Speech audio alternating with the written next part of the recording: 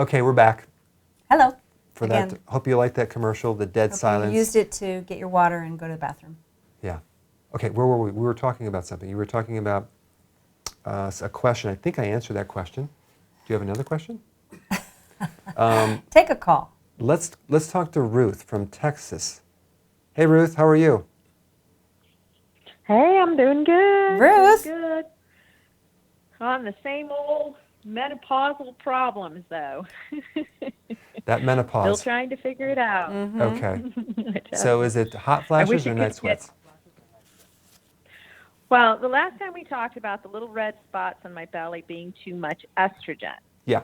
Okay. I was taking the Wild Jam, and I stopped taking it thinking that that was the estrogen problem. Mm-hmm. But then I also started taking the cruciferous vegetables. Mm-hmm. But why would I have hot flashes if I have too much estrogen in my body? Why would I feel so emotional all the time if I have too much estrogen in my body? So let me answer that. I do know that I have some adrenal issues because if I work out too much, my body gets inflamed. Okay. But the estrogen is the question. Yeah. So Ruth is asking, how come she has hot flashes if she has too much estrogen, since estrogen therapy gets rid of hot flashes? And I'm going to let Karen answer that one. No, I'm just kidding. So, because you were listening patiently. I was listening. What did I say? Ruth is asking why she's getting hot flashes if she has a lot of estrogen. Why is she good, moody if she's having a lot of estrogen? That was good, Karen. All right, I'll give you the listen benefit with of the doubt. one ear. Well, Okay, it would good. have to be this ear. So this is what happens. When you go through menopause, women have estrogen dominance, and it's weird because the hormones should drop. It does drop, but what really drops is the progesterone, way more than the estrogen, giving you the ratio of higher estrogen to progesterone. Progesterone is the buffer to keep estrogen in check.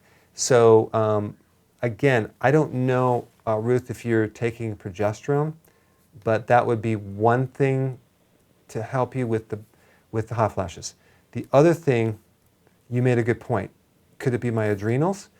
Yes, because adrenals back up the ovaries when you go into menopause because they're going in retirement and they don't need to produce any eggs unless you're doing some consistent intermittent fasting, which we're finding women that even in their 60s start having their periods again. So it's more of an anti-aging process. Wouldn't that be wonderful if all these women could start having their periods again and have finally, have that child that they always wanted that they couldn't have? Because they were infertile? I don't know what to say. Okay, so that would be false information. That would be not good. No, but there is an interesting thing that women are actually, when you do keto and intermittent fasting, there was even women in their 70s having their periods. So this is really exciting information. I think you're doing the anti-commercial right now for keto. Oh, that's right. That might talk women out of it. But here's what you could do, guys. If you, gals, if you want to support your adrenals, and let's say you're supporting your adrenals, especially you, Ruth, and you know what? Everything's just not kicking in there. There's one thing that I'm going to highly recommend, because when your adrenals get stressed, the need for vitamin D goes way up. Okay, the utilization of vitamin D is very poor. You can't absorb it anymore because of the high cortisol. So what you can do to counter that is to beef up, no pun intended, your vitamin D levels. So start taking more D, okay, to help the adrenals chill out. And higher doses of vitamin D really help those people that are suffering with adrenal fatigue that can't seem to fix it. That's just a little side note. Thanks, Ruth. All right, let's go to Christian. He's been waiting patiently from Sacramento, California. Are you there? Hi, Dr. Bush. Hi. Hi. I do. Let me just go straight to my point. But before that, I just want to thank you for all the videos you've been putting up. I've been in keto for 2 years, and I've actually lost a tremendous amount of weight. I don't keep count. I just see my body, and I see that I'm very well defined now. Awesome.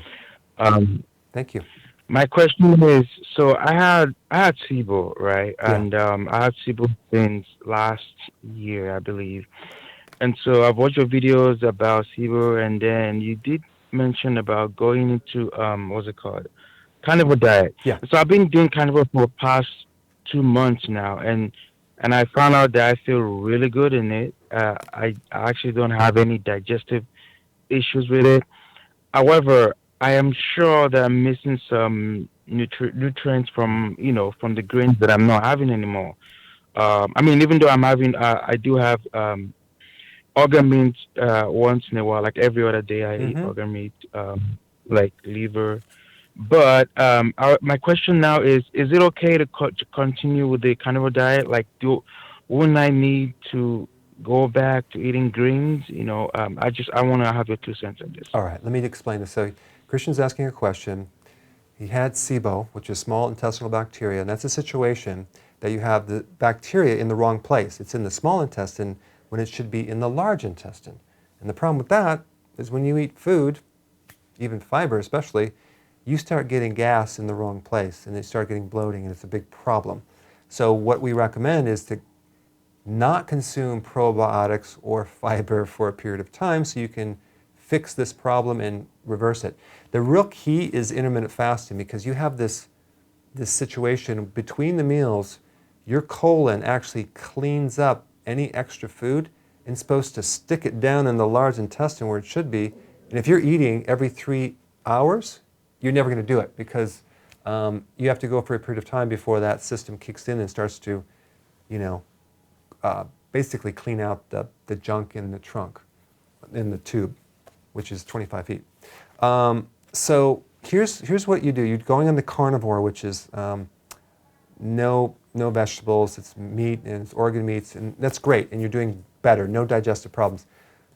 My thought is do that for a period of time and then reintroduce on a very small level some vegetables back in and see how you do.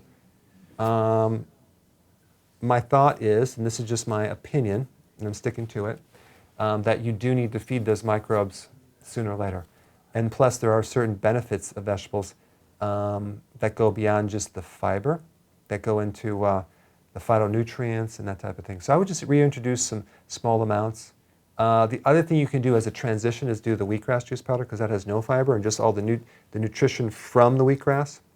And by the way, wheatgrass is not the same as the grass in your backyard.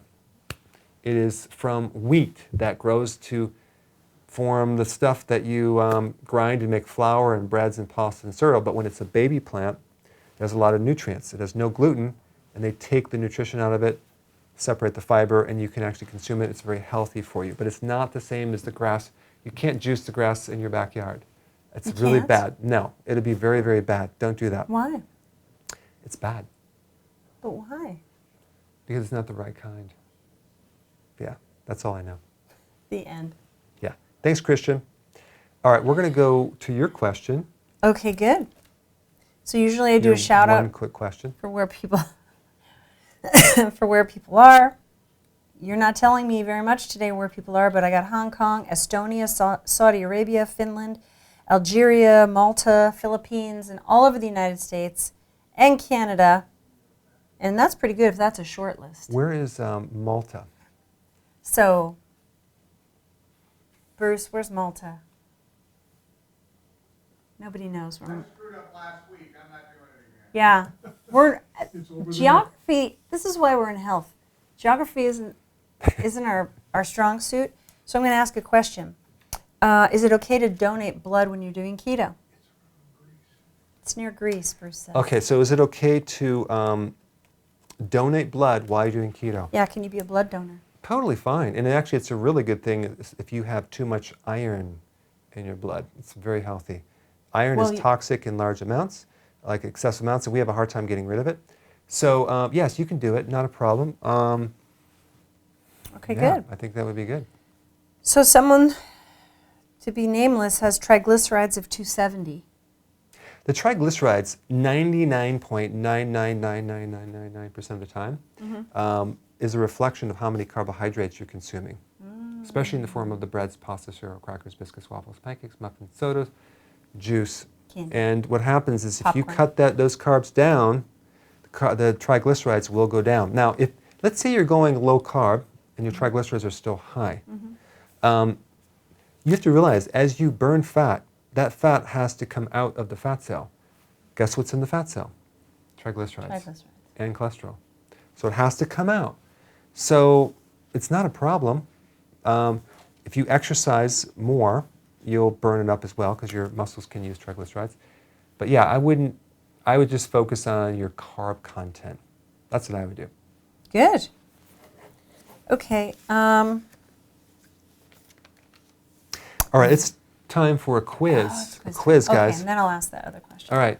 Now, most of you guys know that cod liver oil supplies a good amount of vitamin D, right? Most of us Most people know that. that. Most people know that. But if we take cod liver oil and put it to the side, what is the top food that will provide the most vitamin D of any other foods? That's your question. Go ahead and answer that, and then we'll come back to that question after we talk to, let's see, we're going to talk to Ann from Utah. Draper, Utah. Are you there, Ann? Yes, I am. How are you? I am doing great, and thank you so much. You've changed my family's life. My husband's had a heart arrhythmia, and we've been trying to get that fixed. And you said to eat 7 cups of vegetables a day for the potassium content. Mm-hmm. And then you just barely came out with your vegetable powder, which is awesome. And but I was looking for the potassium content on the bottle, and it's not there. And so I'm wondering, if you could answer that question, and also with your electrolyte powder to get his potassium levels up, how much is safe to take? Because a lot of people say, potassium supplements are dangerous. So. Right. So Ann's asking for her husband about potassium and trying to actually get your husband to eat more potassium. We talked about potassium from foods. We also came out with this product as a vegetable substitute. Would this supply the potassium? And why aren't I listing the potassium on the ingredients right here? And I also list magnesium, but not potassium. Lutein, which is for the eyes, but not potassium. Well, we just didn't have that evaluated, so I can't tell you how much potassium is in here. I would say it's similar to a cup of salad actually 2 cups of salad per serving, 3 cups of salad per serving size. But I can't tell you for sure because we have not had it tested. I'm sorry. But it's equivalent to a cup of vegetables, okay? Or a salad, I would say that. Whatever that average is, you can calculate that. Now, a better idea for potassium would be the electrolyte powder, which I think you're starting to take.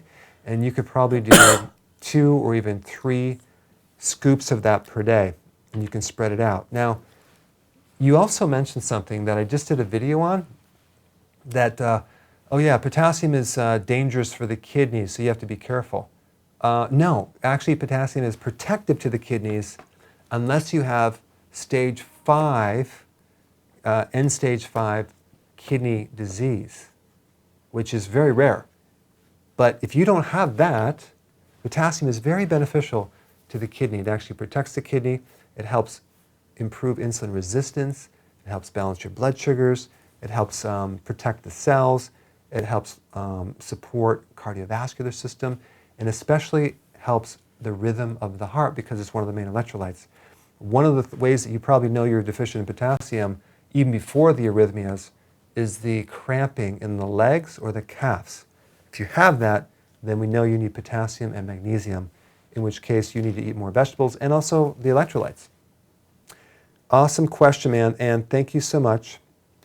And now we're going to go to Karen. If you had another question. Yes, we have to go to the know answer. that? Yeah. Okay. Okay, so some veggies, but mostly I'm getting fatty fish, salmon, tuna, some eggs and butter, 1 organ meat, but mostly it's in the fish or liver department. Okay. And Good the question. answer? The answer is Drum roll.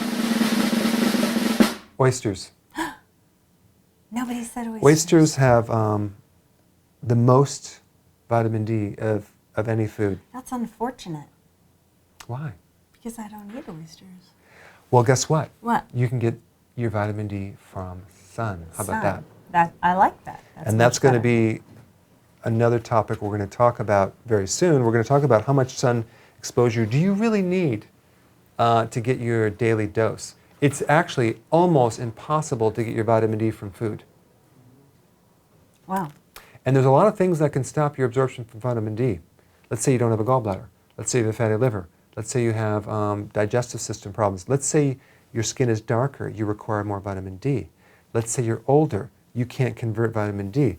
Younger people can absorb it a lot better. So there's a lot of different factors to vitamin D that, so what does that mean in layperson's term? That means that a lot of people need to get a supplement for vitamin D. Get vitamin D. But I guess we can just bring this up now, since we're on the topic. Yeah. Let's just say, for example, Karen, you go outside and you only expose your face and your hands to the sun. How long does it take to get your vitamin D? Hours? Okay. It really depends on where you live, depending on what latitude. Like if you're near San Diego and you're young, it's going to take 42 minutes to get your daily dose of Well, it vitamin D. sounds like a complex grid. Could you It's just upcoming video. Oh, okay. And then also if you're in Seattle, okay, and you're young, you would need 168 minutes. That's 2.8 hours of sun. What if you're not quite young anymore? Let's say you're older and you and live live in maybe Seattle? in Maryland. Okay. If you're in Maryland, you need exactly 504 minutes. That comes out to 8.4 hours of sun. A day? Yeah, Oh, well, only if my head and my hands are exposed. that's right. So the moral of the story is wear short sleeves. Or your shirt off, if you're a guy. Okay. You guys are kind of slow on the uptake on that one. Okay. So, so you got that. Basically, you need to get a lot of sun exposure, and you know, if you're a little old, you got to be out in the sun a lot longer. In your Speedo. There you go. There you go, Karen. All right. So now that we answered that question, can we go to Terry? I'm glad we're past that one. Terry's been waiting patiently. He's in Minnesota. Are you there, Terry? Yes, I am. Hello. And what's your question? Yeah, I'm having in the last 3 weeks, roughly. I've been having like in my shoulders, both shoulders, like if I reach overhead or reach out for something or reach to the cupboard in the kitchen, I get the like almost a clicking or a popping feeling and down. And it goes kind of like across my chest, and then I notice it affects my neck a little bit now and then. Okay. And and I've been doing your intermittent fasting and keto here for about 2 months now. And thank you for your products and stuff because it has dropped. I was diabetic. Wow. About a year ago, and I got off metformin in 3 months. I did my own keto until I saw you on YouTube and stuff. And my doctor says I'm doing fantastic, and he would like to have me as a guest speaker because I was able to drop my blood sugar down so fast and so quick. Wow. He's never seen anybody do that before. Wow. Yeah, and needless to say, your electric lights, 1 scoop, dropped my blood sugar down because I checked myself before and after stuff by 20 points. And then also, I'm also doing your trace menus, and it dropped it down another 20 points. So I'm down to double digits now. Wow. That's amazing. It's just, that's awesome. fantastic. Terry. So Terry basically had diabetes. He was on metformin. He's off the metformin. He took the electrolytes, dropped down his blood sugars by 20 points. He took the trace minerals, dropped it down another 20 points. His doctor is very thrilled. The doctor's going to have him as a guest speaker. He's never seen anyone drop his blood sugars. So this is awesome. And just don't mention my name about curing any diseases. Right. It's but here's the thing, Terry. You had a question because your shoulders, when you reach, you hear popping and clicking. You have some pain on both shoulders. So I have videos on this. Recently I did a video that you can do a stretch underneath your clavicle there. You should watch that video. But there is something you can do that I think would help you. You want to take vitamin K2 and D3 together in higher amounts. So if you were to do, let's say, you want to get the vitamin D3 in a 10,000 IUs, and then you take 4 of those per day with meal, okay, with the meal, because you want the fat to help you absorb it. But if you want it also with the K2, so the ratio is, if you have 10,000 IUs of D3, you need 100 micrograms of K2. I have videos on this, you can watch it. And then take that ratio per day. And that should clean up any calcium stuff that's going on in your joints, and it will also help decrease pain and increase, actually more, drives the calcium into the bone. So that would be the best thing for your shoulders. That's what I would do if I were you. Terry, thanks for your great success. And now we're going to go to Karen. Great. Okay, so I have a question here on what we were just talking about. It's actually my question. So sun is really important. Mm-hmm. Mm-hmm. But you know, there's a lot of marketing right now to avoid the sun. And sunscreen is in everything. Like every woman's product. Cream, makeup, sunscreen is a really big deal. So, you know, and there was one person that commented, I avoid the sun. Yeah. So what do you say? Well, obviously sun is really important, so you wouldn't want to avoid the sun, or you I take completely forgot about, that's one of the blockers to vitamin D, big time. And so, sunscreen. yeah, not to mention, like, we don't go outside anymore. Right. Kids don't go Sit in outside. front of the computer. And some people do that. And then what happens is that you have the sun blocker, and, you know, I'm not saying completely be baked outside all day long, but you do need some sun to get your vitamin D. And there's a lot of chemicals in these sun blockers. Right. And some of the blockers don't really block you like they say they do. So do we want the side effects from the chemicals of the sun blockers, or do we just want... So I think a certain amount of sun is good per day. That's... Being smart. Yeah, but here's the thing I want to bring up, Karen. Mm-hmm. Why is vitamin D so important? You know, that's the question. Well, 37 to 57% of the entire population worldwide is deficient in vitamin D. Now, last week, I told everyone that 2 billion people are deficient in zinc, which is a lot of people. Was that right, or why are you saying that? Because I actually messed up. I think I said 2 billion people die of zinc deficiency, which is Steve with the background music. No, that was a little bit off, but no, it's 2 billion people are deficient. But the point is, a lot of people are deficient in D, and vitamin D deficiency goes beyond just bone issues. And I'm going to rattle off some of the symptoms. One is depression. Number 2 is bone pain. If you press on your breastbone or your shin, which is in the lower leg, and there's pain, you could be deficient in vitamin D. And if you actually take the vitamin D, this should go away within about a half hour. So it's a little experiment you can try.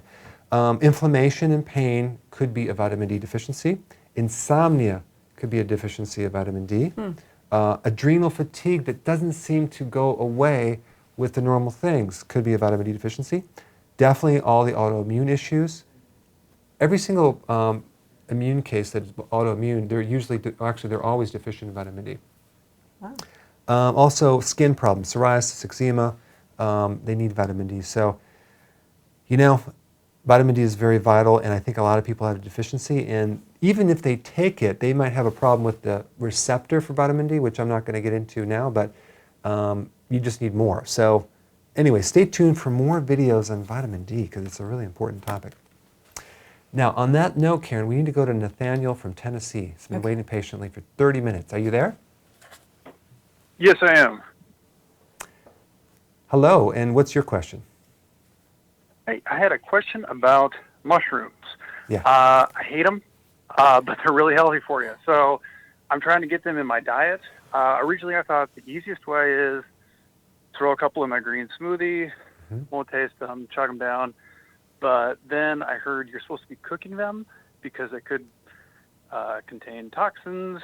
So I would saute them a little bit, throw them in the green smoothie, fine, couldn't taste them, all that, but it's kind of a headache doing that every time. Yeah. So I guess my question is, can I bake them? And if I can I freeze them? And also, like, how many should I be eating per day? Good question. So Nathan wanted to know about mushrooms. He wants to eat more mushrooms. He hates them, but he knows he needs them. So the thing about mushrooms, they're easier to digest and there's less antitoxins, anti-nutrients if you actually saute them, not kill them as far as the cooking, but saute them. And so, he's cooking them and then he wants to freeze them. You can totally do that. I think that's what you could do, and you could pull them out. That way you save time. You can cook a bunch. Just don't overcook them. But yes, there's some really good, interesting properties with mushrooms. But did you realize, Karen, that mushrooms are one of the only plants that makes vitamin D? I didn't know that. Yeah, but it's not vitamin D3, it's vitamin D2. So it's kind of a pre-vitamin D, so it has to be converted. I know you really wanted to know that. I didn't so even know there was a vitamin D2, which is what was my laugh. Yeah, there is. Okay. So it's not the best source of vitamin D on the planet. Okay, but these mushrooms are pretty interesting. Okay. But yeah, that's what I would do, Nathan. And I like mushrooms. I consume them almost on a daily basis. I put them with the eggs and bacon. I'm addicted. Okay.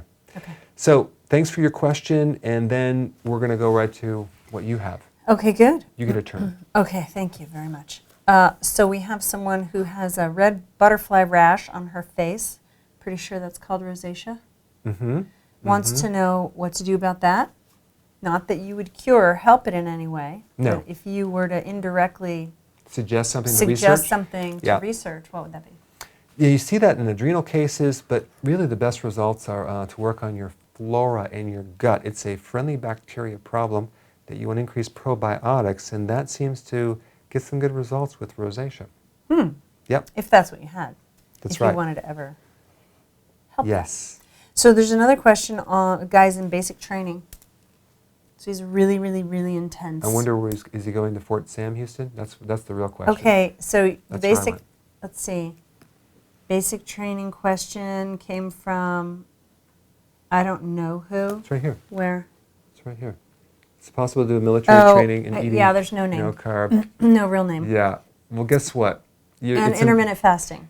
It's going to be impossible because, first of all, they're going to give you certain foods. You don't have an option to eat Right. certain, and it's mostly carbohydrates. So it's one of those things where you're going to have to cope while get through it. And if you do intermittent fasting while you're doing basic training with all that physical training and all the stress, I think you're going to lose too much weight. But I like the idea of trying to cut down your carbs as much as possible if you can do that. But unfortunately, the food is.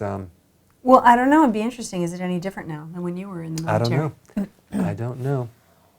So it's almost 11:40. You want to ask another question? Well, I don't have questions, but I have information. Okay. Like, I do have a question, Like but I think tips. it'll I think I'll ask you this question. What is the purpose of earwax? I get all the glamorous questions, don't I? I know you've been thinking about that question for years, and now we're going to You know what? confront it. I think about that question ever since you made me lay on my side and put that yeah, big sorry. candle in my ear and Sorry light it about on that. fire. Yeah. Okay, that was a mistake. That, by the way, that does not suck wax out of your ear. I think it could drips potentially- wax Yeah, into I know. your It could ear. potentially start your hair on fire. So sorry about that. Yeah. That was not a good idea. But the purpose of earwax would have to be to catch any bugs that crawl into your ears. Wow, that's pretty smart. Catch the microbes, kill them, okay, That's and right. kick them out of the ear. There's a little cul-de-sac at the end of the ear that it's a really weird space, so the wax actually helps to transport and extract these microbes, and they have little hairs, cilia, that move the bugs and microbes out of the ear. So if you take all Out this of the wax ear in what direction? out this way, Oh, out. outside, from the cul-de-sac. Wow. Yeah. So earwax has certain enzymes to kill microbes. So if you take all your wax out of your ears, Karen, you can hear me, which we need to clean those ears sometimes. Well, I thought we don't want to clean the ears. Never. A little bit, Never but don't clean start the- digging like and scraping and pulling all this stuff out of your ear. So leave a little bit in there to help you remove the microbes. I cleaned. Okay. So that was some good information. Yeah, I got that Food one for right. thought. Yes, you I did. pretty much got that right. Yeah, and I have some more of these great gold nuggets. Oh, but I as we want to go. say, we do have to say hi to somebody. Victoria. Victoria, who may or may not be watching today. We met Victoria last night. We met her, and so And we she was wanted to give her a shout out. adorable. And so, hi, Victoria, Yeah. if you're watching. Good job, Victoria, on handling your body problems and working so hard, because we met her and she was working. And that's it.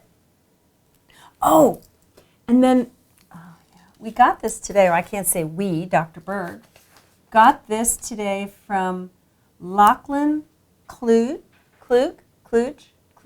This is a leather teddy bear. Look, you hold it. It's your present. And she sent it. She made it. It's very high quality. I think it's a she. Thank you so A much. she or We're he gonna in give this Santa to Barbara. I'm really Lucy. sorry. I don't know. It's okay. Hopefully it's okay. We give it to our grandbaby. Yeah, Lucy will And love that. It's adorable. And it's solid leather. So that's, And we're selling them now, and if we can get the first bid at, no, we're not selling that. Just kidding. no, it's really, really cute. So thank you for that. Thank you so much. Mike, you're from London, Kentucky. You had a question about your vision from diabetes. What was your question? Hello, Dr. Berg. Hi. Yes. Right around 4 weeks ago, I had a physical, which I hadn't had one for a couple of years, and my blood sugar was high. It was 293, and they had me back for an A1C test, which came back at 13. So I started the keto diet, and fortunately for me, I found started following you right away, and so I'm basically fasting 20 hours a day, eating almost mostly fruits and mostly the vegetables like the kale and the spinach, and so about 2 weeks ago, my vision started getting really, really blurry to the point where I was getting kind of scared, and so I went to the eye doctor. And since my last eye exam, which was in October of last year, she said my eye, I don't know the numbers, but she said my prescription had changed 8 points, which was a lot. And so I went back this week as follow-up, and it's regained about half of that. And so Wow. I'm just wondering if there's something I should be taking, or if there's something I should do, or... But it's getting better, or though, if right? you have any ideas about it seems to be getting better. Okay. So, if you had any ideas yes, what's going I on do. or what I should do. So Mike had diabetes. He did keto. His vision, first of all, before that, was diminishing significantly. And now he just went back, and it's improving. His vision is improving. Okay, what does he do? Well, keep doing what you're doing for one thing, because whatever improved it will keep improving it if you don't change it. But you need to, the main thing is with the high sugar and the high insulin, it targets the eye, the circulation of the eye, the nerve of the eye, called the retina, which is an extension off the brain, and that's why diabetics can eventually go blind. It affects the fluid in the eye, floaters, pressure in the eye, it's called glaucoma, cataracts, all that is high sugar. And so there's two things you want to do. Keep doing what you're doing, healthy keto, like I talk about in the book, but also add the phytonutrients to protect you and speed things up. Lutein is important. That's in everything like that's in the leafy greens. It's in chlorophyll type foods. But also vitamin A from cod liver oil, vitamin D, vitamin E from vegetables. All those are really key antioxidants that'll actually protect the eye. And then the nutritional yeast, the B vitamins, will also protect the damage as well and speed things up. So don't forget nutritional yeast. Mike, I think if you keep doing this, I think we'll see some even better results with your vision. So let us know, and thank you so much for calling. There's something we haven't talked about. Oh, the summit. Yes. Guys, listen, if you haven't heard about the summit, we're doing our second annual summit at the Gaylord Hotel. It's a mandatory event that you must come. Roll call will be taken. So definitely, It's the Gaylord in Maryland, right outside of Washington, D.C. when is it? It is August 31st, September 1st. It's Yes. I guess it's the Labor Day weekend. We reduced the price so everyone can afford it. Yeah. We're already filling up a lot. I would hate to have you guys miss out because I know if we fill up, there's going to be a point where you can't. But so sign up while you can and get your tickets because we're going to have a blast. We have amazing speakers, 2 cardiologists, keto friendly, Thomas DeLauro, Dr. McCall is coming, Megan Ramos, who works with Jason Fung, going to talk about some amazing things in intermittent fasting that's going to make your head spin. It's just amazing. So we have a lot of other additional speakers as well. We have three tiers of tickets, and the platinum, the highest tier, is about half sold out already. Well, you know what we're doing too is we have a contest. We have a contest. Talk about it. It's on social media, and you guys can win a platinum ticket, which you get dinner with us, a private dinner with us, and also you with just us or with the platinums? With all the platinums. platinums. Okay. No, just us. to clarify. But airline ticket, right? We'll pay for your airline ticket, round trip. We'll pay for your Hotel? your accommodations. Yeah. So you That's want a sweet deal. If you go to social media, you're going to see this contest. We're running it right now. But and so what social media? Where are they going to find everywhere. Pinterest, just go to my social media. Okay. There's probably some buttons around, and you'll see promotion on it. And also, we're giving 3 additional tickets that are regular, that don't include the airfare and everything, but it's free, 3 additional tickets too. So you may win the big one, but if you don't, you could possibly win the secondary. You know what else I have to say about this? What? Because Erika really gave it to us last week. We were talking to Ruth from Texas. Yeah. Because now Ruth Who's is coming. like family. Yeah. But we were talking to Ruth thinking Ruth was Erika. Erika from Texas is the cactus girl. And the girl that we were going to meet in the limo and the whole thing. Okay. So she has to come. Erika, you have to come too. But I just wanted to set the record straight because she was like, you know, that lady sounds an awful lot like me. Yeah, I understand that. Okay, good. So I have a question. Go ahead. Can you give your kids milk every day? I don't recommend it. I don't recommend it because there's a lot of issues with milk. It's pasteurized, it's mucus producing. Goat's milk is better, but it does have higher carbs. And if you find some raw milk, it's probably, you might have to cross the border to smuggle it in. But you didn't hear that here. Right. But the point is that there's a lot of issues with milk. I don't recommend pasteurized milk. Okay?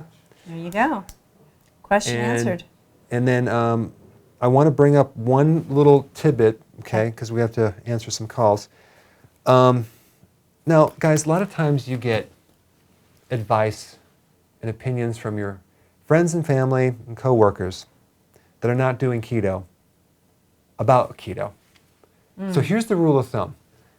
You don't want to take advice about keto from people that don't do keto, that have never done it.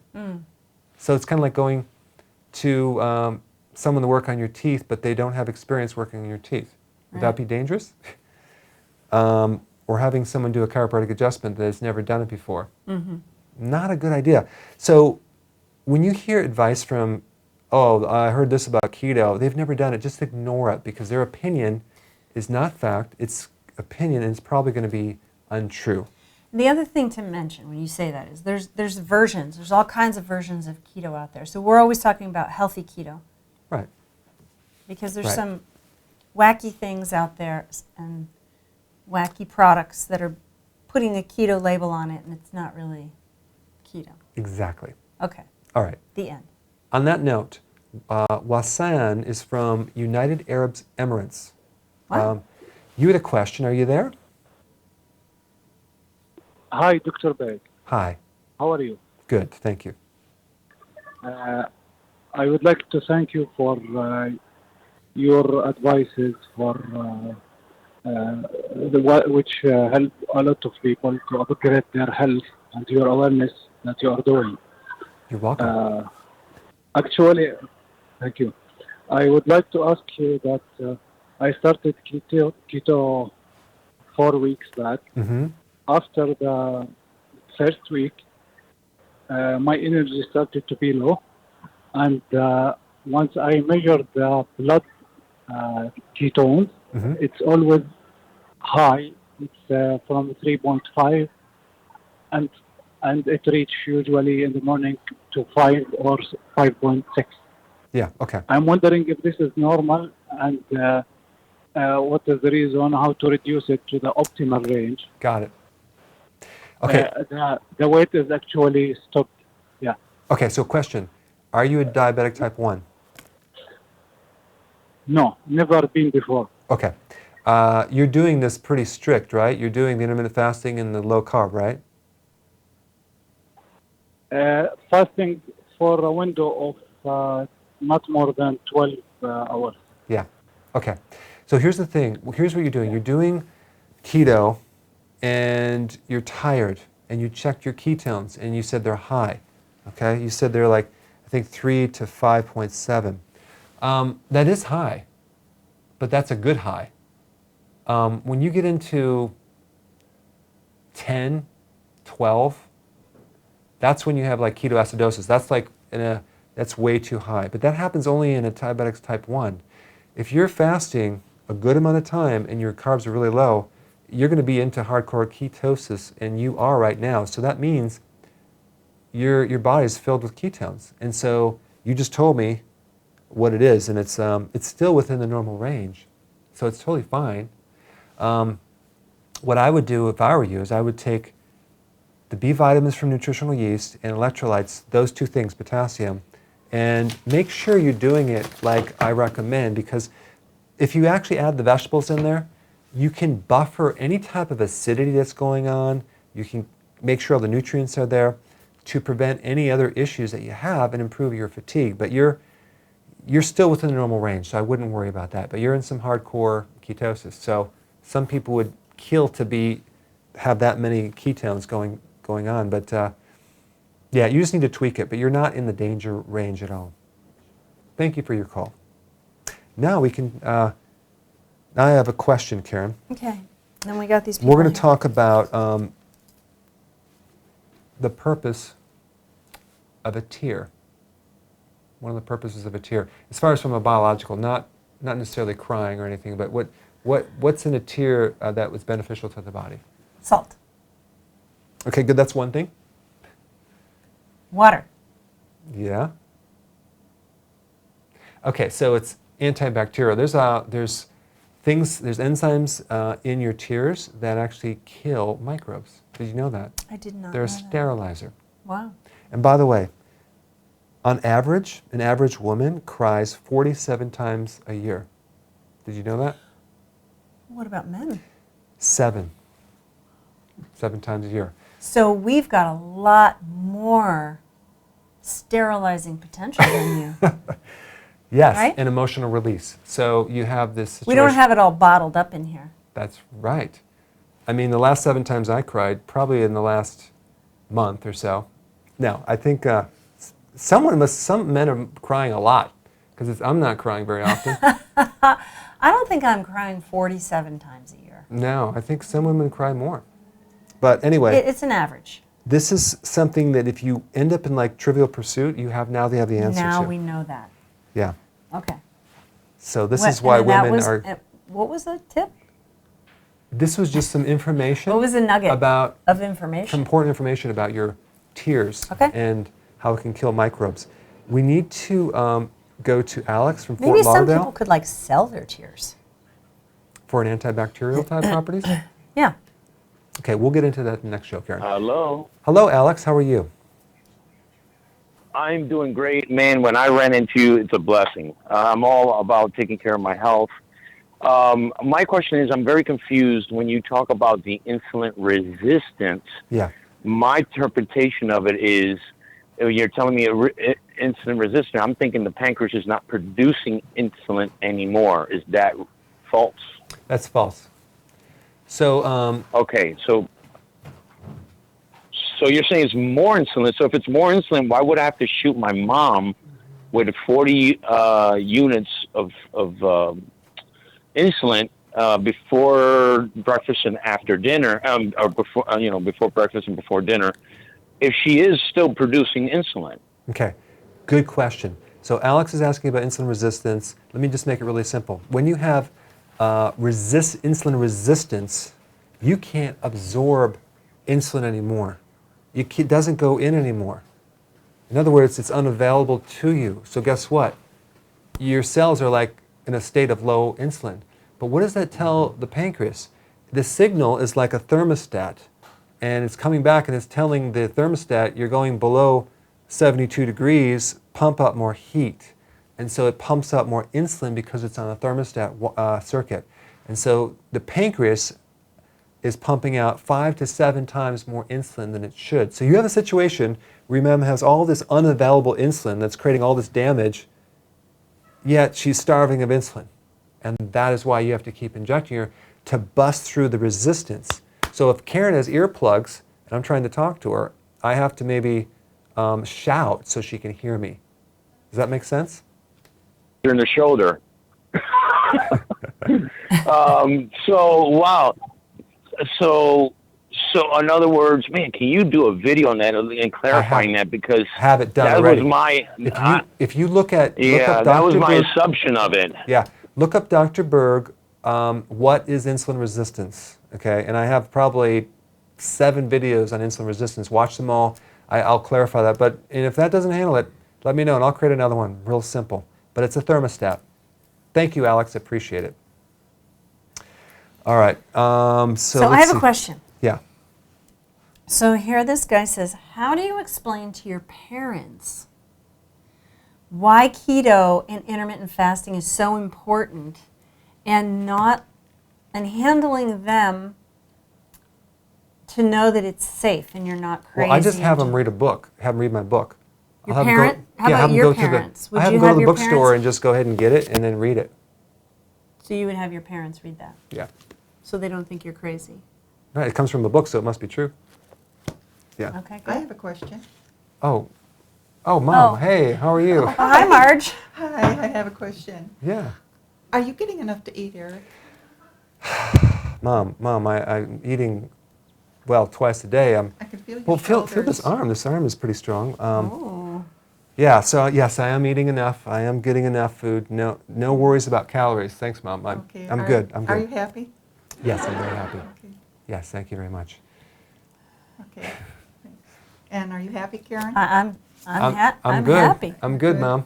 Right. So you happy. maybe you want to just sit Is over it, there and no. Well, Look, she flew all the way in to make Oh my sure your gosh. hair was fine. Gosh, I spent all morning preparing the hair, so make sure you don't mess up my hair, Mom. okay. Maybe you need to do a little, No, that's fine. I'm good. little, Okay. I'm really good. the way moms do. I'm good. I'm totally good. Make She's sure you're gonna- eating enough. And Okay, I will. Let me know. I totally will. Thanks, Mom. And Okay. thanks for coming over. I appreciate that. Sure. Yeah. Okay, good. Hey, Marie from British Columbia. You're from Canada. You had a question. Go ahead. Hello. Hello. Hi. Hello? Hi. Hi. It's Lisa Marie. Hi, Lisa Marie. So my question is, so my husband and I, we were eating healthy keto for about 2 months. My husband continued. I have fibromyalgia and some other health issues. I'm recently getting tested for rheumatoid arthritis or lupus. Mm-hmm. So my health is really declining. So anyway, so I was eating healthy keto for about 2 months. And what I found, so I was doing intermittent fasting and pretty much fell on my face like within the first 2 weeks just from keto flu. I kind of jumped in without getting all of the information. So did a bunch of research. I followed all of the suggestions for electrolyte replenishment, intermittent fasting, and I still found that my body was, it was almost like it was creating more inflammation, like more pain. Okay. So when I went to my doctor, he had said that it was likely a increase in uric acid. And I just want to know your take on that because I just need to take control of my health and really get my health back. Okay. And I'm only 39 years old. This is insane. There's three things. So yeah. So yeah, there's three things to look at, Marie. Okay, so Marie is doing keto IF. She's in this transitional phase. She has some symptoms of inflammation. The doctor said it could be uric acid. That's totally true, because when you do fasting, especially, your uric acid goes up as an antioxidant to kill off stuff. It's in the repair cycle. But that's a temporary thing.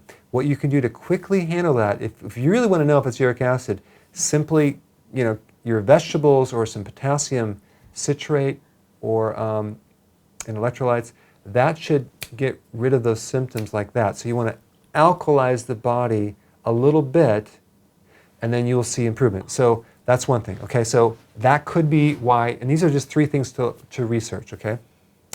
The next thing is that you may have high oxalates coming from the vegetables, that you're eating more spinach, and you're eating more almonds or almond flour, which is high in oxalates, or chocolate. Those are the three things that keto people do that end up with high oxalates, and that can be causing your pain. So you eliminate food. If you go to my website, I have my video on oxalates or kidney stones. You can actually just search that, do the download, and do that diet. And I would do that for 1 week, and if that handles it, great. The third option is this. If you're low in vitamin D, you're going to have pain. And especially, you mentioned you have autoimmune problems. So that automatically tells me you're probably low in vitamin D. If you take higher amounts of vitamin D, that could knock out your pain really fast. So go to my video on how to put MS back in remission and get some research on vitamin D and apply that protocol. On that note, guys, thank you so much for your wonderful questions. And thanks, Mom, for coming on here. Oh, they dubbed in your voice, too. No, that was her saying thank you. Oh, you're welcome. Thank you so much. Oh, you're welcome. Thanks. You're welcome. Thank you both. You're welcome. Yeah, thanks, All right. Marge. And Bruce is here, too. Thanks, Dad. Thanks, Dad. Mom and Dad. And thanks for showing up. Thanks for being patient during our glitch. Thanks for... You guys, great comments, and we really appreciate you guys. We really appreciate you letting us help you. Yeah. I really can't stand people that don't let us help them, You just yeah, and thanks for actually using the knowledge and applying it and getting results. Yeah, that's awesome. That's the biggest thing. Have a great weekend. We will see you next week. Next week.